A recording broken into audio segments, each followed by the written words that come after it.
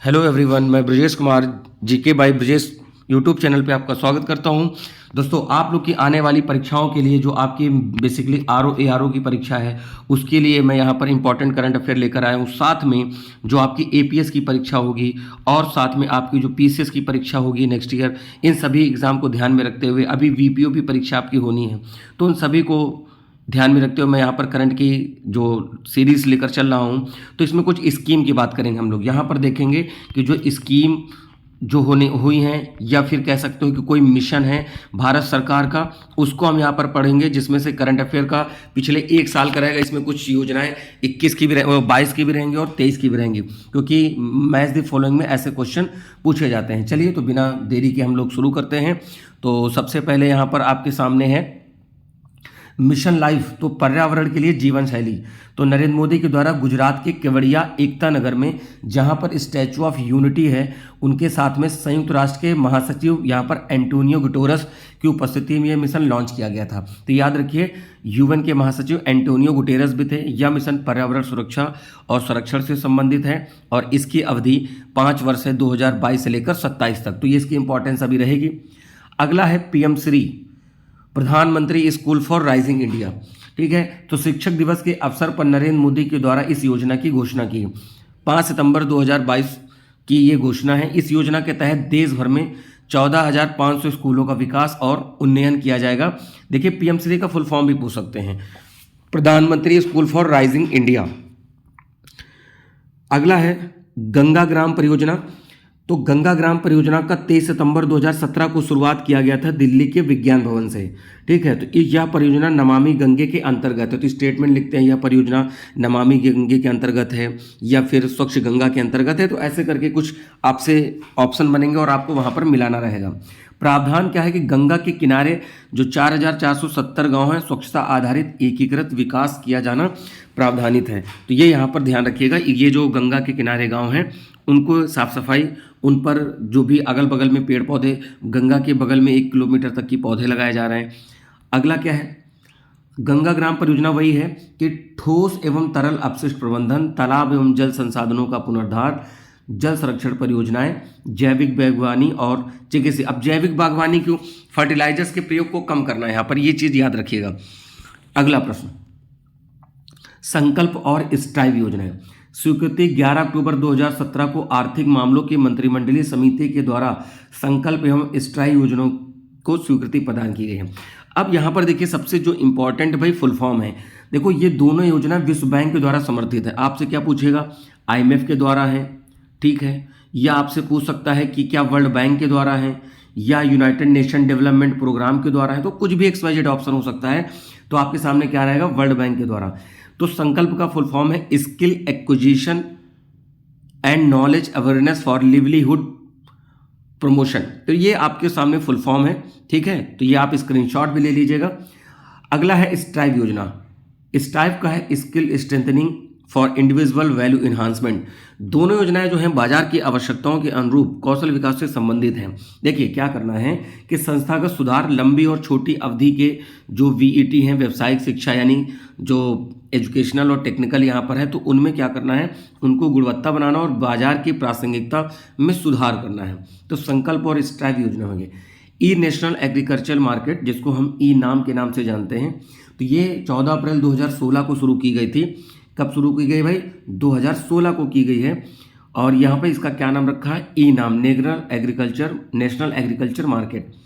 तो ये Akhil Bharatiya electronic trading portal है। अब इस पे आप क्या करोगे, यहीं से ही आप अपनी अब जो भी वस्तु बेचना चाहते हो, सब्जी रिलेटेड या एग्रीकल्चर जो भी आपका है प्रोडक्ट, वो आप यहाँ पर आप उसकी इन्फॉर्मेशन दोगे, किस रेट से क्या बिक रहे हो, तो यहीं से ट्रेड हो जाएगा और वो वहाँ तक अगले के एड्रेस पे पहुँच जाएगा। तो विपणन समितियों, एग्रीकल्चर प्रोड्यूस मार्केटिंग कमोडिटी की मंडियों को एकीकृत कर जिनसों हेतु एकीकृत बाजार विकसित करना। एक ही जगह पर आपके सामने कई सारे ऑप्शन होंगे। ऐसे आप जाते हो कि कपड़े के, मतलब आप जैसे सब्जी है, सब्जी के लिए अलग जा रहे हो, फल के लिए अलग जा रहे हो, दाल के लिए अलग जा रहे हो, चावल अनाज के लिए अलग जा रहे हो। तो इस तरीके से आपको एक ही जगह ऑनलाइन सब मिल जाएगा। तो उस तरीके से आप वहाँ पर अपने प्रोडक्ट की कीमत लगा सकते हो और जो इंटरेस्टेड पर्सन होंगे वो वहाँ से खरीद सकते हैं। प्रधानमंत्री मुद्रा योजना, तो ये 8 अप्रैल 2015 को शुरुआत की गई थी। फुल फॉर्म है micro unit development and refinancing agency. तो रिफाइनेंस एजेंसी। अब यहाँ पर देखिए क्या है, कंपनी अधिनियम 2013 के अंतर्गत भारतीय लघु उद्योग विकास बैंक के अनुषंगी इकाई के रूप में किया गया है। लक्ष्य क्या है, धनहीन को धन प्रदान करना, फंडिंग टू द अनफंडेड।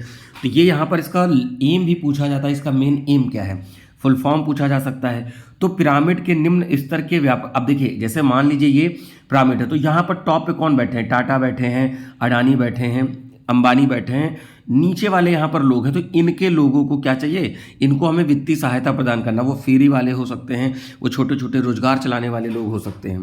तो इसके तहत ये जो 3 चीज़ें हैं ये बहुत पूछी जाती है, आपका पीसीएस में पूछा गया है, और तमाम तरह की परीक्षाएं जो आपकी होने वाली हो, वो बीपीएससी हो सकता है या इस यूपी में हो सकती हैं परीक्षाएं। तो शिशु उद्योग यानी 50,000 रुपये तक के उद्योग के लिए, मतलब शिशु उद्योग 50,000 रुपये तक की लोन, किशोर उद्योग 50,000 से 5 लाख, और तरुण उद्योग यानी 5 लाख से 10 लाख रुपए तक की ऋण मुहैया कराया जाएगा। अगला है अटल पेंशन योजना। 1 जून 2015 से स्वावलंबन योजना का विलय किया गया। पूर्व की जो स्वावलंबन योजना है उसको क्या कर दिया गया है, अटल पेंशन योजना किया गया है।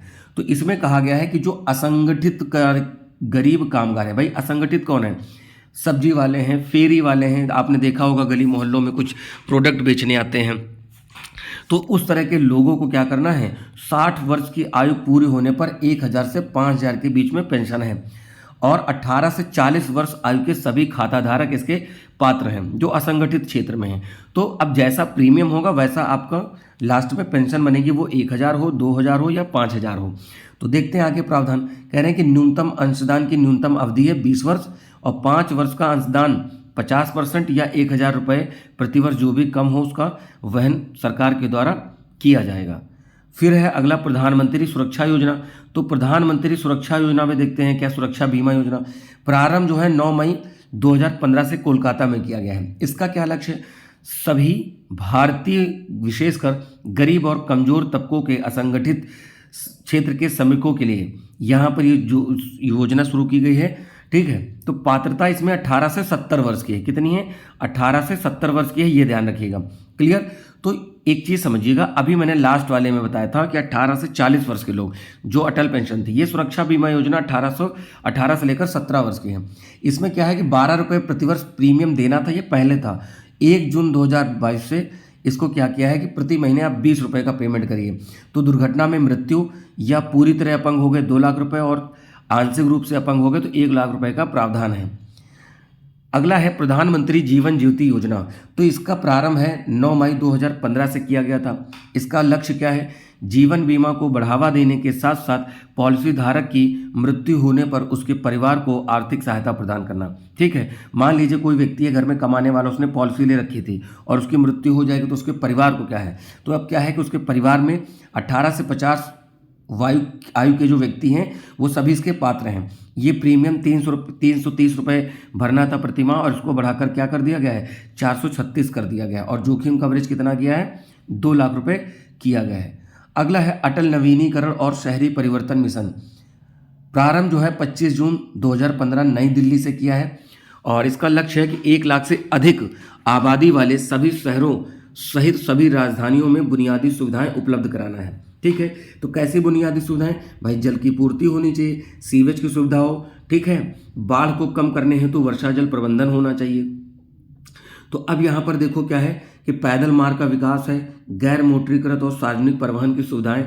अब यानी मान लीजिए पब्लिक ट्रांसपोर्ट नहीं है तो फिर लोग कैसे आएंगे जाएंगे, अगर सबकी खुद की गाड़ियां होंगी तो ट्रैफिक होगा और पॉल्यूशन भी होगा, पार्किंग की समस्या होगी। ठीक है, बच्चों के हेतु एक हरित स्थल, पार्क और मनोरंजन केंद्र का निर्माण किया जाएगा। आपने देखा होगा सोसाइटीज़ में पार्क भी बनते हैं और वहाँ पर तमाम तरह के इंस्ट्रूमेंट लगे होते हैं और बच्चे जाके खेलते हैं। ठीक है, अब देखिए वित्तीयन क्या है, 2015-16 से 5 वर्ष हेतु और 50,000 करोड़ की लागत आएगी। अगला है प्रधानमंत्री उज्ज्वला योजना। बहुत कह सकते हैं कि प्रशंसनीय कार्य रहा इस मामले में। 1 मई 2016 से बलिया के उत्तर प्रदेश में, देखिए जो घर की वोमेन होती है, जो ग्रामीण क्षेत्र की बात करें, वो चूल्हे में खाना बनाती थी। अब मान लीजिए उनकी गोद में 6 महीने का बच्चा है, हो सकता है 1 महीने का हो, तो उनके खाना बनाना, तो इससे जो धुआं उठता था वो उनके हेल्थ पे और साथ में बच्चे के हेल्थ पे नुकसान पहुंचता था। उनकी आंखों में प्रॉब्लम होती थी, इचिंग होती थी, तमाम तरह की समस्याएं। तो क्या किया, एक आदर्श वाक्य इसका है, स्वच्छ ईंधन बेहतर ईंधन। इसके तहत जो बीपीएल फैमिली थी उनके परिवारों को एलपीजी सिलेंडर उपलब्ध कराना है। ठीक है, अब बीपीएल परिवारों हेतु कनेक्शन पर 1600 रुपए की सहायता सरकार के द्वारा दी गई। ठीक है, अब ये देखिए अलग अलग सबके इस पे मत हो सकते हैं, बट ये है कि गांव-गांव तक अब सिलेंडर बड़े आसानी से पहुंचने लगे हैं। हालांकि कीमतों में वृद्धि होने के कारण सभी वर्ग इसको खरीद नहीं पा रहे हैं, उसमें किसान, मजदूर ये लोग ज़्यादा सफ़र करते हैं। 5 करोड़ बीपीएल परिवारों को रसोई गैस कनेक्शन दिया और 18-19 में इसका कितना संशोधित कर 8 करोड़ बीपीएल परिवार को मिला। ठीक है, इसके बाद उज्ज्वला 2.0 शुरू की गई। तो इसमें क्या किया है, इसमें 1.6 करोड़ एलपीजी कनेक्शन अतिरिक्त आवंटित किए गए। इसके बाद यहाँ पर है बेटी बचाओ बेटी पढ़ाओ, है ना। तो 22 जनवरी 2015 को पानीपत हरियाणा से, अब देखिए हरियाणा से ही क्यों, इनका जो सेक्स रेशियो है 894/1000 था। अभी वर्तमान में ये बदल गया है, ये भी आप ध्यान रखिएगा। ऐसा ना हो कि आप इसको लिख लें और कहें कि सर अब तो बदल गया है, तो मैं फिर कह रहा हूँ ये बदल गया है, क्योंकि लगातार आपने देखा है कि हमारा हरियाणा राज्य बॉक्सिंग में, हॉकी में, बॉक्सिंग हो गया, हॉकी हो गया, कह सकते हो कि रेसलिंग हो गया, तो इसमें सब में ये है। अब जेवलिन थ्रो में देखिए, जब से नीरज चोपड़ा जो है इन्होंने जब से ओलंपिक में गोल्ड मेडल जीता है, इसके बाद और लोग भी तमाम तरह के स्पोर्ट में आगे आए हैं। तो ये संयुक्त पहले बेटी बचाओ बेटी पढ़ाओ में देखिए ये बहुत इंपॉर्टेंट आपके लिए पूछा जाता है। स्वास्थ्य एवं परिवार कल्याण मंत्रालय, मानव संसाधन विकास मंत्रालय एवं महिला एवं बाल विकास मंत्रालय, इन लोगों की संयुक्त पहले बेटी बचाओ बेटी पढ़ाओ, क्योंकि यहाँ पर सेक्स रेशियो कम था और आज कि हम लोग के समाज में महिलाओं ने बढ़ चढ़कर हिस्सा लिया और देश को आगे ले जाने में महत्वपूर्ण भूमिका निभा रही हैं। ठीक है, अब देखिए इसमें क्या था कि भाई लिंग आधारित भेदभाव को कम करके लिंगानुपात को ऊपर उठाना, और महत्वपूर्ण तथ्य ये है कि 100 जिलों में लागू करके बाद में इसको क्या था और जिलों तक विस्तारित, मतलब सभी जिलों तक विस्तारित करना है। अगला यहां पर है, अब देखिए यहां पर अगला है 2-3 योजनाएं और बची हैं। Shyama Prasad Mukherjee rurban mission, rural और अर्बन को मिलाकर बना है रर्बन मिशन। 21 फरवरी 2016 से देश में स्थानीय आर्थिक विकास को प्रोत्साहित करने हेतु 300 ग्रामीण क्लस्टरों को विकास, जिन्हें नाम दिया गया रर्बन क्लस्टर। ये यहाँ के बाद सीधे आप यहाँ पे आइएगा। वित्तीय वर्ष 2022-23 के 550 करोड़ रुपए का प्रावधान। तो इसमें है कि राज्य सरकारों द्वारा ऐसे ग्राम पंचायतों समूह का गठन जिनकी जनसंख्या मैदानी या तटीय भाग 20-25 हज़ार से है, तो वैसे गांव को हम क्या करें, शहरी क्षेत्रों जैसी सुविधाएं उपलब्ध कराएं। रेगिस्तानी, पहाड़ी या द्वीपीय या जनजातीय क्षेत्र है तो उनको 5 से 10 हज़ार की जनसंख्या वाले गाँव को चुना जाएगा। ठीक है, तो ये याद रखिएगा। अब आते हैं अगले पे, प्रधानमंत्री जनधन योजना।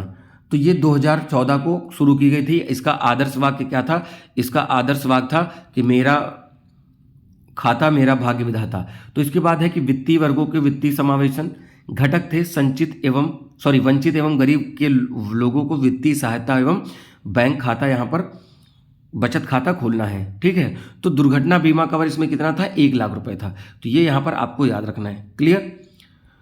इसके बाद स्वच्छ भारत मिशन अक्टूबर 2014 को शुरू किया गया। गांधी जी की 150वीं जयंती 2019 में पूरा हुई थी। तो यहाँ पर क्या था, बजट आवंटन में 2300 करोड़ रुपए किया गया था स्वच्छ भारत मिशन।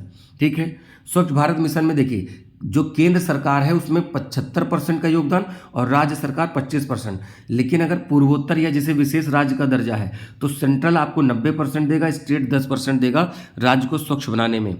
क्लियर। तो बच्चों ये आपके आज की करंट अफेयर में जो मैंने मिशन और जो स्कीम जो लास्ट ईयर की थी, पिछले 1-1.5 से 2 साल की, इवन मैंने पुरानी भी कवर की हैं, क्योंकि कभी कभी जोड़े मिलाने को आता है। तो आपकी जो समीक्षा अधिकारी की परीक्षा होने वाली है उसको ध्यान में रखकर, और साथ में जो पीसीएस की परीक्षा होगी और जितनी भी एसएससी की परीक्षाएं होती हैं उनमें तो और पुराना डेटा पूछ लिया जाता है। ठीक है, अभी आपकी एपीएस की परीक्षा निर्धारित है, वीपीओ की परीक्षा होने वाली है, तो तमाम तरह की परीक्षाएं होंगी, उन सभी को ध्यान में रखते हुए मैंने यहाँ पर आपको स्कीम वगैरह कवर कराई हैं। तो उम्मीद है दोस्तों आपको ये चीज़ें पसंद आई होंगी, और आप आगे ऐसे ही इन्फॉर्मेटिव वीडियो चाहते हैं तो आप चैनल को सब्सक्राइब करें, वीडियो को लाइक करें और ज़्यादा से ज़्यादा लोगों में शेयर करें। आपका एक क्लिक हमारे लिए बहुत महत्वपूर्ण है।